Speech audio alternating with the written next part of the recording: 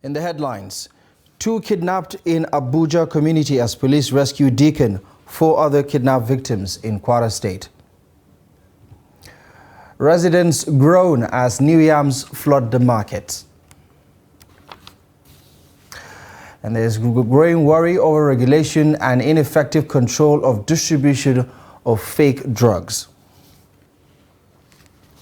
And on the foreign scene, heavy rains, flooding kills 37 in South Korea. Hello and welcome to the news update. My name is Abdullahi Ahmed.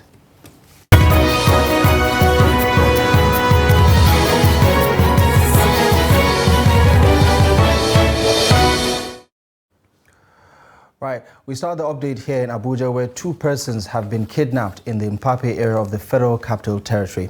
Our correspondent learned that gunmen stormed the area in the early hours of Sunday and whisked away 2 residents. A resident of the area who identified himself as Yakubu told our correspondent that some gunmen numbering about 6 came to the area, shot sporadically while the operation lasted, and kidnapped 2 persons in the process. The FCT police spokesperson, SP Josephine Ade, confirmed the incident. While speaking, SP Ade says there was a swift response from the men of the police force from Mpape and the command tactical team that mounted pressure on the criminals, which forced them to leave behind some of their victims. She added that the victims had been rescued by the police and would be reunited with their loved ones. SP Ade says efforts are still ongoing to arrest the suspected gunmen. In Kwara, the State Police Command on Saturday rescued 5 persons who were kidnapped by some gunmen in Isanlu Ising in the Ising local government area of the state on Thursday evening. The 5 victims who some gunmen abducted between Ijara Ising and Isanlu Ising after sporadic shootings were rescued from the forest not far from the locality through the combined efforts of local hunters, vigilantes and the police forces. Now, those rescued, according to a press statement released by the State Police Command, include a deacon of First Baptist Church, Isanlu Ising, Femi Ajayi, and his father, Dikpe Ajayi, Kunle Abolaring, and Femi Abolaring, all of Oke Arang, Isanlu Ising, as well as one Oke Olatunji, who was rescued in a Toyota Sienna bus used by the kidnappers for the operation. The statement issued on Sunday morning by the State Police Public Relations Officer SP Okosami Ajayi says that the unfortunate kidnapping incident took place in Isanlu Ising on July 13, 2023 at about 5 p.m. Still talking security, the police in Anambra State have arrested a woman for maltreating her aged mother as captured in a viral video. It was gathered that the 50-year-old suspect was arrested on Saturday, July 15th in Umudunu village, Abagana, in the Njikoka local government area of the state. The woman was seen flogging her naked aged mother repeatedly and throwing buckets of water on her as she lay on the floor. The police public relations officer, Ikenga Tochukwu, confirmed the incident in a statement on Sunday, saying the suspect flogged and kicked her 75-year-old mother. According to the spokesperson, the State Commissioner of Police, Aderemi Adeoye, has directed the transfer of the case to the State CID in a public interest. The Public Relations Officer also says that the Police Commissioner had authorized the aged woman be handed to the Commissioner for Women Affairs for adequate care by the Anambra State government. He says the suspect would be arraigned in court at the end of the ongoing investigation. Now, President Bola Ahmed Tinubu on Sunday in Nairobi, Kenya, reaffirmed Africa's unity and strength while strongly rejecting the notion of a new scramble for Africa. The president warned that the past plundering and exploitation of the continent should remain in the past and never be repeated. This was contained in a statement signed by the Special Advisor to the President on Special Duties, Communications and Strategy, Dele Alake, speaking at the 5th Mid-Year Coordination Meeting of the Africa Union, the regional economic communities, the regional mechanisms, and the Africa Union member states. And the president announced plans to strengthen the ECOWAS standby forces to deter coups and combat terrorism in the sub-region. The Nigerian president, in his capacity as the chairperson of the ECOWAS Authority of Heads of State and Government, highlighted the progress made by ECOWAS in various sectors of its integration process to include trade, free movement of persons, investment promotion, infrastructure development, and security. In a statement titled Address on Status of Regional Integration in ECOWAS, he emphasized the need for Africa to overcome its challenges and work towards a prosperous future, focusing on inclusive growth, good governance, and leveraging the opportunities provided by the African Continental Free Trade Agreement area. The challenges we face mean that governance will be difficult. They also mean that visionary good governance is necessary. Some observers assert a new scramble for Africa is afoot, and it is much like the old scramble that plundered our continent.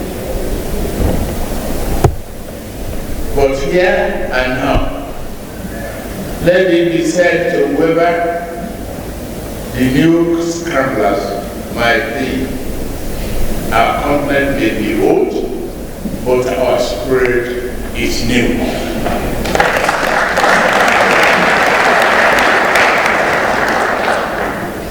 And it is strong.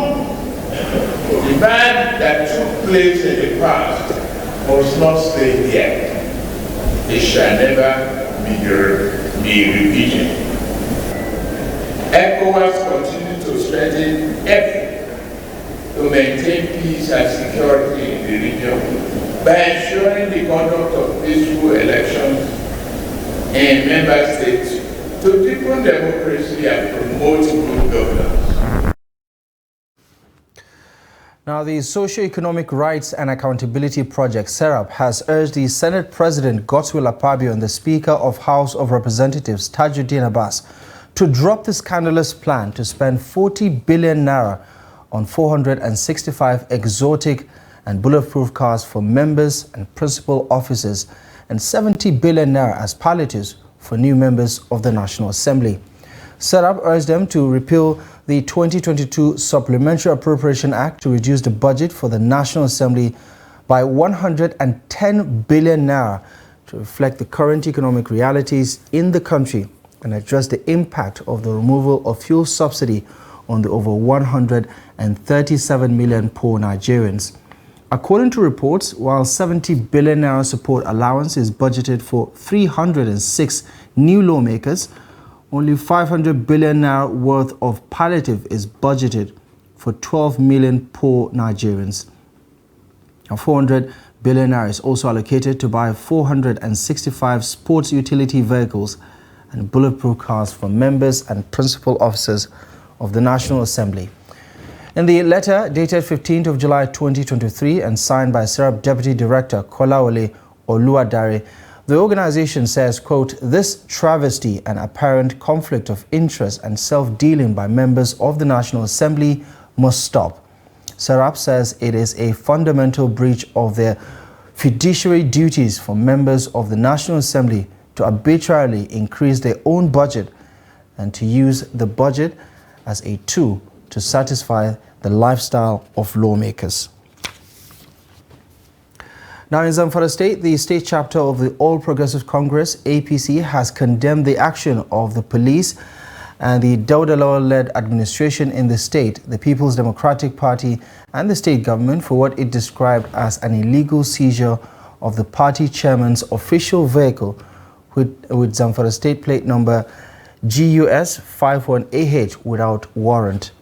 A statement by the party's publicity secretary, Yusuf Idris, says the incident occurred in Gusau, the state capital, when the police, who have been secretly trailing the driver, descended on the vehicle to take it away. The driver claimed the police officers were attached to the government house. APC also claims that the police operatives say they were directed by the State Commissioner of Police to recover the vehicle and to take it to the police command headquarters in Gusau, only for them to divert the vehicle to the government house after forcing the driver to change the route.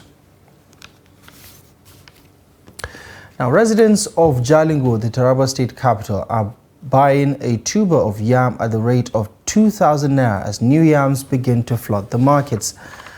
Farmers blame the rising cost to the change in the rainfall pattern this year and the removal of fuel subsidy in the country. Our correspondent spoke to some buyers and sellers in Yoro local government area of Taraba state and the Jalingo main market on the availability of new yams in the market. The report. Taraba State is one of the states in the country that produces large quantity of yam every year from different areas of the state. Yoro, Zinc, Wukari, Wakum and Ibi local government areas are major yam producing areas in the state.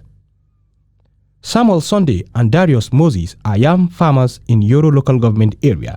They said that yam is usually planted around November and December and they harvest it between May and June. Yam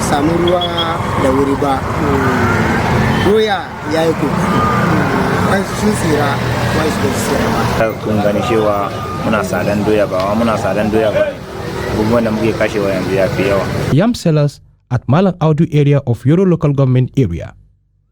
According to them, 100 pieces of new yam cost 150,000 and 200,000 naira, as against last year when the same amount of yam is sold between 60,000 and 80,000 naira depending on the size. What is happening this year is different from what the last year. Look and see the example. I bought one that rat has even eaten it. I was asked to pay 1,000. Unless when it is full, they will tell you that it's 1,700. So you can't compare this year with last year condition. In Jalingo main market, Abubakar Sadiq, both sellers of old and new yam said that lack of access road and full subsidy removal are factors responsible for the price hike.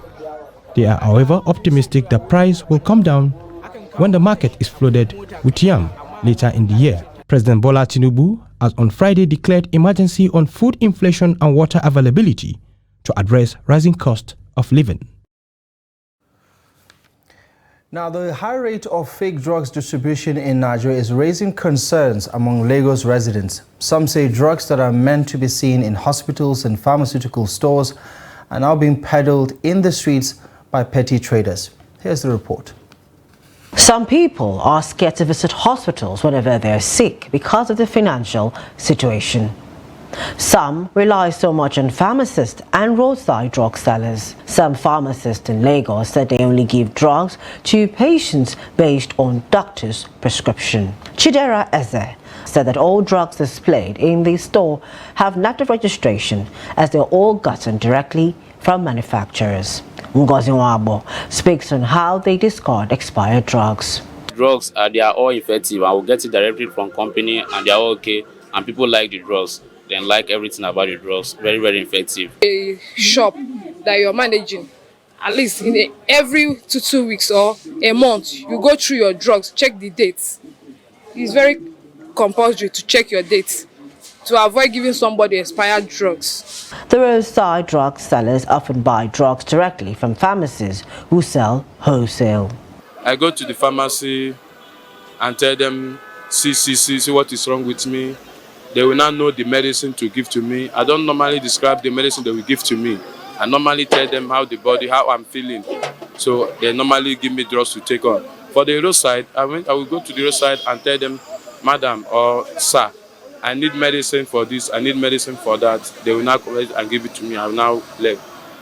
I normally patronize them because all their things is good. The same thing on the side and the other side. All of them is good and they have their number, normally NAFDAC number. It's not today, it's not tomorrow, it's for years. Citizens are advised to always get doctor's prescription on any drug they must take so as to guarantee their health.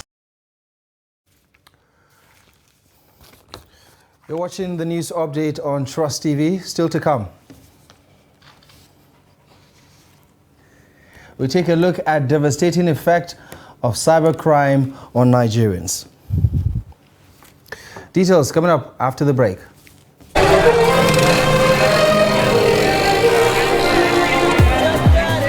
Welcome to Trust TV, where we document the Nigerian story. Our programming showcases the rich culture and diversity of Nigeria. We strive to amplify the voices that make our nation unique. Our programming is designed to take you on a journey through the different tastes of entertainment in our country. We showcase the best of Nigerian culture, from traditional craft to cutting-edge technology. Our team of expert journalists are dedicated to unveiling the intricacies of our culture and telling the untold stories that binds us all. And let's not forget the food. Nigeria has diverse and flavorful cuisines, some of the favorites to millions across the world. What is Nigeria without its people, their passions and their talent? Trust TV is not just a channel, it's a platform that brings you closer to everything that makes Nigeria great. Trust TV, documenting the Nigerian story.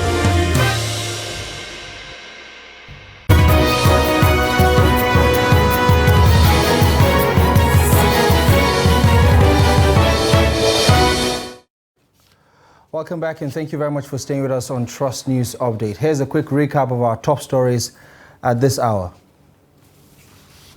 2 persons kidnapped in Abuja community as police rescue Deacon, and 4 others kidnapped in Kwara State. Residents in Taraba groan as new yam begins to flood the market. Now, residents of Delta State are calling for concerted efforts to preserve African culture in the face of Western influence. They spoke to Jonathan Awanye at the presentation of a staff of office to a king in Delta State. His report.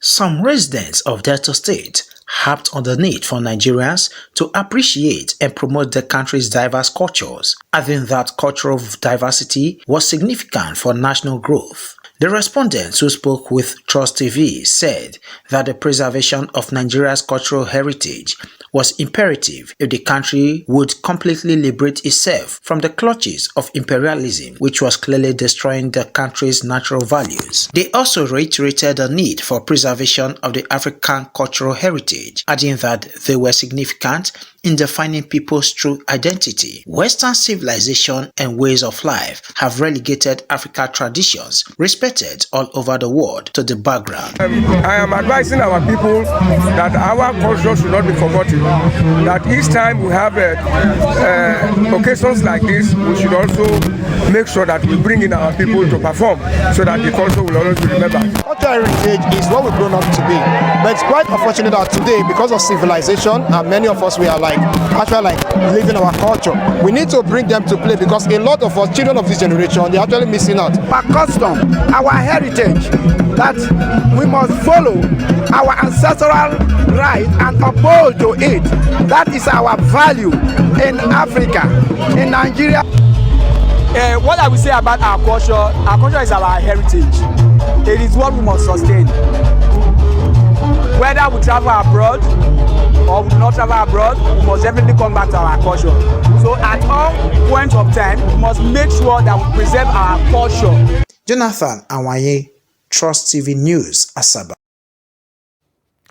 Now, over the years, a lot of people have fallen victim to online scams, leading to distrust between associates. There's a trend where a dangerous phone call could cost you everything. Not only can you lose your money, but as Silas Lewin reports, it can have a devastating effect on your physical and mental well-being. His report.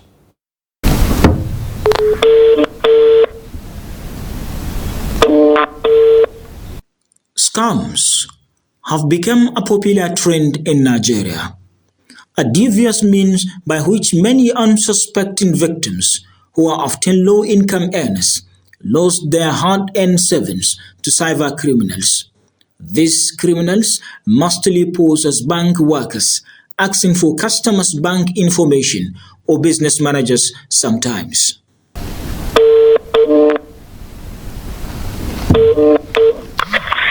Hello, sir.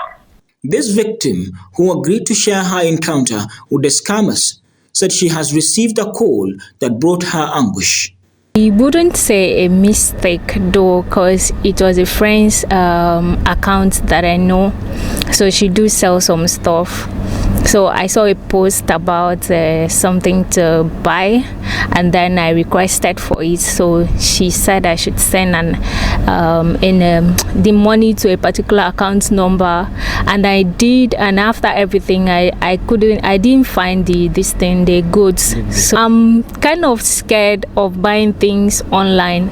So if I see something I like online, then I will ask the person of the physical about the physical shop. Then if you have a shop that I can reach out to, then I would just prefer going to the shop to check what I want and I pay. So online stuff, no, I don't want to do it again. Is it true banks call to ask customers information for verification? A banker, Benjamin Gablai, speaks on the bank's effort to prevent people from falling victims. I advise that no bank, I will assure you that no bank will call you to give any details to them. So whenever you receive any call talking about your bank, there are questions. If you ask them, sometimes they get confused. These are scams, and it affects even our WhatsApp platforms. It affects Facebook. And by the time they begin to get into those details, that's why they get the details of your banks and begin to perpetrate some unholy deductions from your account.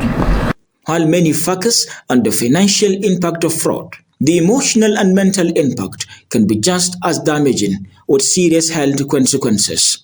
Victims of fraud require immediate help, which must be offered by a professional. Of course, someone that has been a victim of scam, we can say, of course, it causes a lot of things, which one of them, like I've said, is inflict trauma. It might be emotional, it might be psychological. Of course, I might have something that I've solely depend on, or should I say I've spent years, months trying to gather them or trying to save. So if somebody will come in just a second or minutes and scam me, so you can think what that might cost me. It might be emotionally, it might be psychologically. A lot of people who have been affected by all this online and cyber crime or whatever have been affected mentally.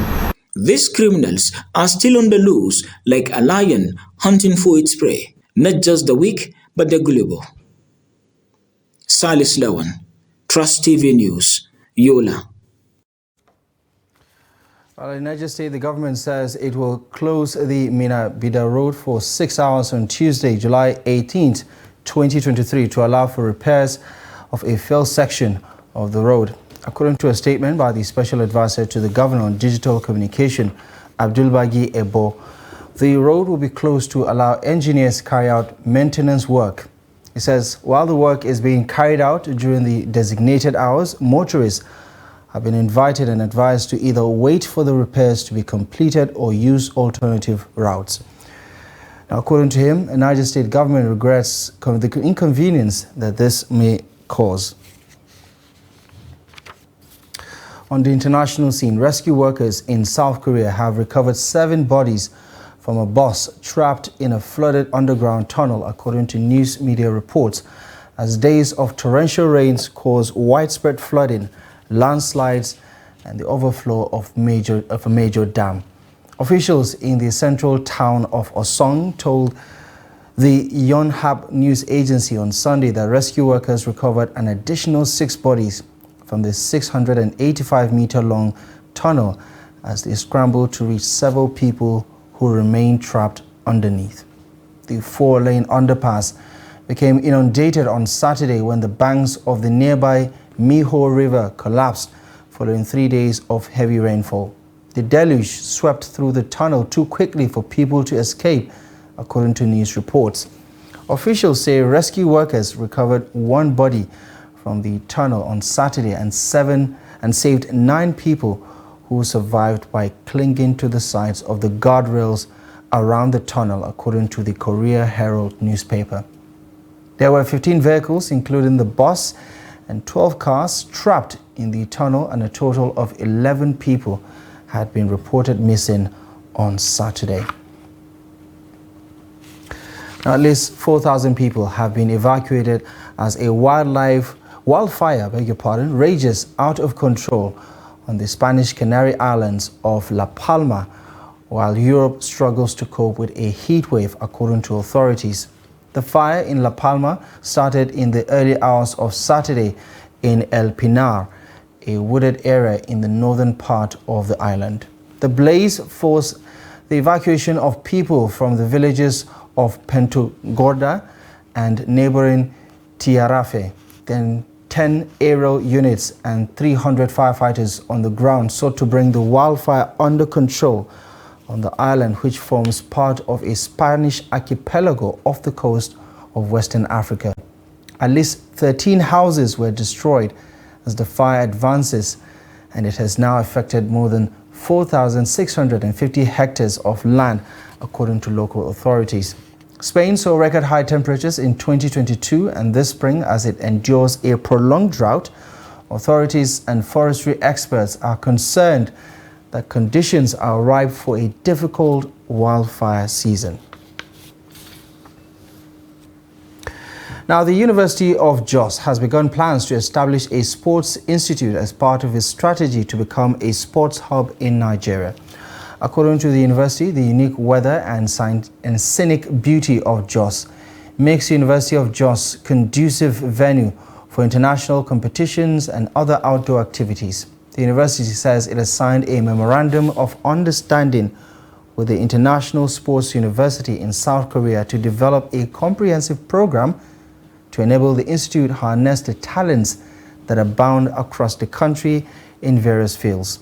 A statement by the Senior Deputy Registrar Information and Publications, Abdullahi says the project was announced when the university's Vice Chancellor, Professor Tanko Ishaya, inaugurated the school's sports committee led by Professor Ishaya Pam. The sports committee, which is to serve for an initial period of 2 years, has 3 terms of reference, including overseeing all sporting activities in the university, ensuring that the school is optimally represented and actively involved in the forthcoming Nuga Games, and making other suggestions for recommendations that may assist the committee in carrying out its assignment. Well, that's it. You're up to date with the latest news stories at this hour. Many thanks for joining us. Feel free to follow us across all our social media platforms for more content. My name is Abdullahi Ahmed. Thank you for your time and company.